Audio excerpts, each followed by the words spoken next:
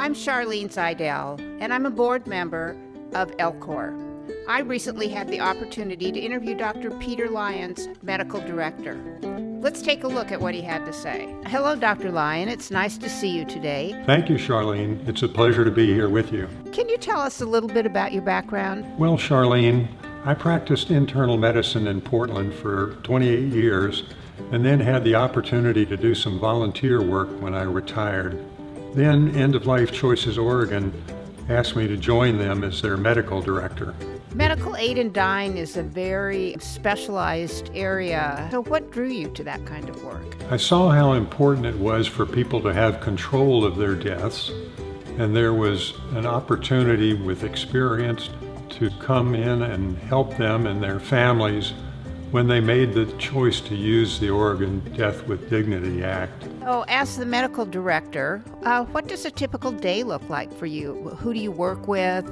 What kinds of things do you do? I work with the doctors who are implementing the law with their patients and with the 70-plus volunteers throughout the state of Oregon who are working directly with the patients as well. What is the importance of End of Life Choices Oregon? That's a good question, Charlene. Impending death is a time of great anxiety for both the patients and their families, and it's nice to be able to allay some of their fears and make them feel a little more comfortable with the process of dying. End of Life Choices ensures that Oregon's Death with Dignity law is accessible to terminally ill Oregonians.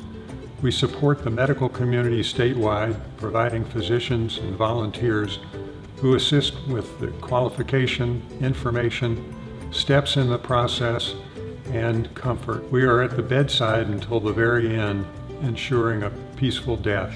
What role does this organization play in helping people carry out the law? First, our volunteers ascertain that the patient qualifies to use the Death with Dignity Act and confirm that the request is directly from the patient. We meet with the family to explain the required legal steps.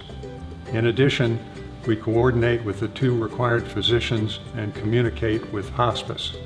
Volunteers closely guide the patient through the necessary process, and finally, volunteers attend at the time of death to assist with a peaceful passing. Thank you for all the work that you do for End of Life Choices Oregon.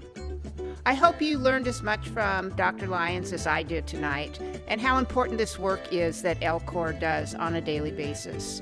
This work could not happen without your support. I hope that you will give generously tonight and help us continue with this work.